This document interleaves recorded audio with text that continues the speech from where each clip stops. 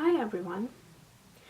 Today I thought I will make a video about illustration and a few things that I have found. So first of all, yesterday we went to MAXX and there was this book set for 4 books. It's called Mini Classics and it's got in there Black Beauty, The Call of the Wild, Pinocchio and Peter Pan. To be honest, these two, I am not sure. First of all, I've never heard of them, and second of all, I don't like the illustration in there, and in particular this one here, it seems to have a lot of violence in there. It's about some dog, something like that. Anyway, I'm not too keen on this one especially. But the two which are worth, and I think I paid about £8 for the set, the two that are worth the £8 alone are these two.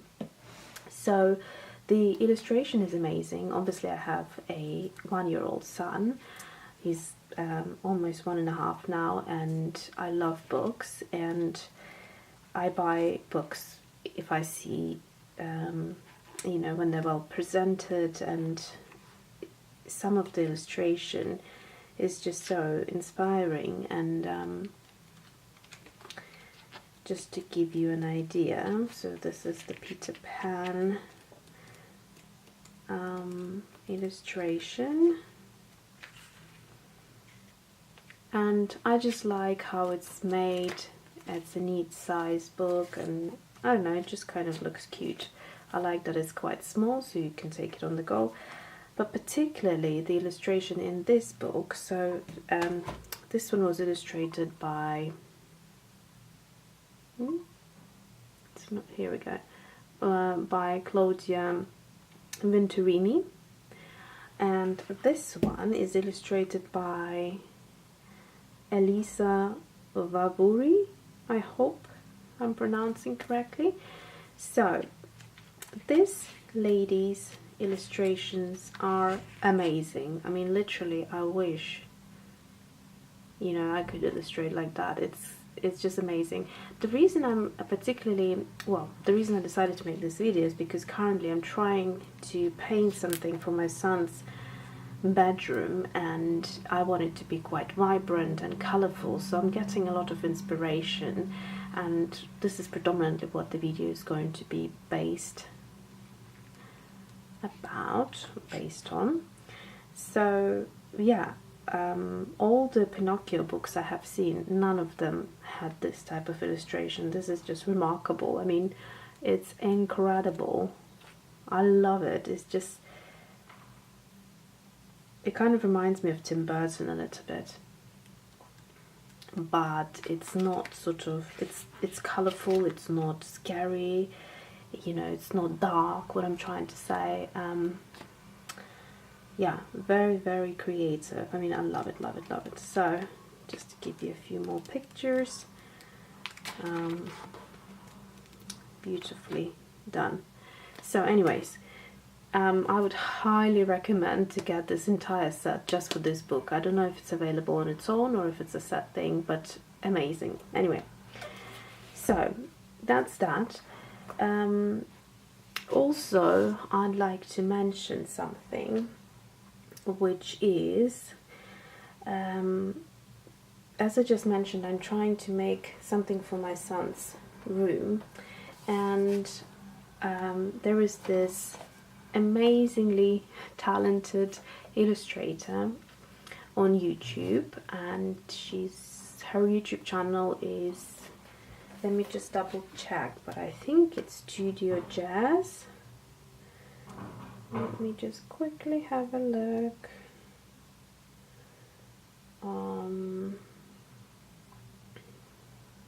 Yeah, so it's Studio Jazz, Jezz, and she, in her last video, which I think she'd done 2 days ago, if I'm not mistaken, she has made a little illustration with flamingos, and I thought that illustration was really cool, and it teaches you how to make a very quick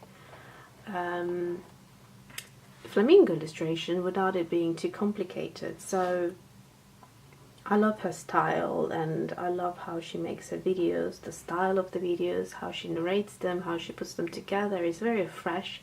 It's yeah, I would say, I would go as far as saying that she's my favorite illustration artist on YouTube, purely because of her style. It's very fresh. So anyways, and so I thought it's a cool kind of idea to draw flamingos, and I decided to implement a little touch of my own style and just add some exotic flowers and palm tree, you know, leaves and flowers and things like that, just to kind of jazz it up a little bit and give it a bit more color. This is just an experiment so far. I want to draw it on a proper watercolor paper and put it in a frame. And yeah, so I might just do 3 different ones. I don't know, I will see what I do. Maybe 3 different flamingos doing something different, holding something different. But anyway, her Instagram, in case you are wondering, is Orwell's Adventures. I guess I can show it. There we go. This is her. Very talented. She's from Austin, Texas. Anyways, I highly recommend. So, okay. So the final thing to mention is this. Again, this is just purely I bought for illustration and inspiration purposes. So it came, these two, the stamps and this craft papers, came in this magazine called, what's it called? Making Cards. Now the magazine itself, I only buy it when it has some sort of, you know, inserts like this, which are quite cool. And which month it is? The April 2017 edition. So really, the the rest of the magazine I don't kind of find very useful because of the style. It has all sorts of things here. Very, for me, it's kind of disorganized, and particularly I don't like the style. Most of the things that are designed on here, I just yeah, I don't want to offend anyone, but it's not my kind of thing. But what I did find useful in this edition, this month's edition, is, first of all, well, actually, let's go back to what I just have shown you. So it had this 31 papers, a little notepad, or not, it's not a notepad, it's just one-sided papers, and the style of them is really cool. So it starts off kind of more, if I just zoom in, it starts off more traditional sort of thing. It gives you an idea of how to use your stamps on here, so you could you know, create something like that, or you could cut these out, and I'll show you later in the actual magazine. Gives you ideas what to do with these, how you can create, for example, cards, they say, but you can do you know, a lot of more creative things, like, for example, if you're journaling, you could cut these out, you could make a little journal note over here. There's, you know, anyway, but so these are okay, you know, you could do a lot of things with them. But the reason I bought it were these illustrations here. I kind of thought they're really cool, and again, they're great inspiration for my son's nursery room, to make something out of them. So I will see about that. So I'll just give you a little flick through. I mean, these were amazing because I've done a cacti, oops, Sorry, I keep knocking into the tripod. I've done a cacti painting somewhere. I'm not sure where it is now.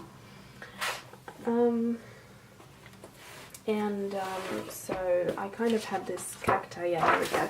I had a cacti phase. This is very simple, very quick. I could add some detailing, but you know, I just sort of was experimenting. And so when I saw these cacti, I thought in succulents, you know, again, it gives you more ideas of what to do. So then you get these pattern pages, which is just a print of certain things all together. So there is llama and cacti. This is more of a floral print, if you fancy something like that. And here are my favorite ones. So you could cut out certain elements of it. That one is pretty cool as well. Okay, so then in the magazine it gives you some ideas of what to do, but they're quite, I would say they're quite basic. So oops, just move this out of the way. So that's how you can use them.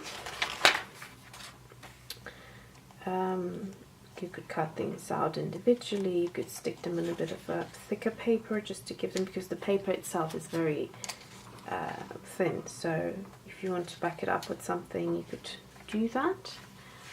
So that's that, gives you some ideas over here, but you know, you can be a lot more creative than this really. So yeah, it's a great thing. So that's that. I think I have shown you the stamps, but I'll just do it quickly again. Now the stamps, I'm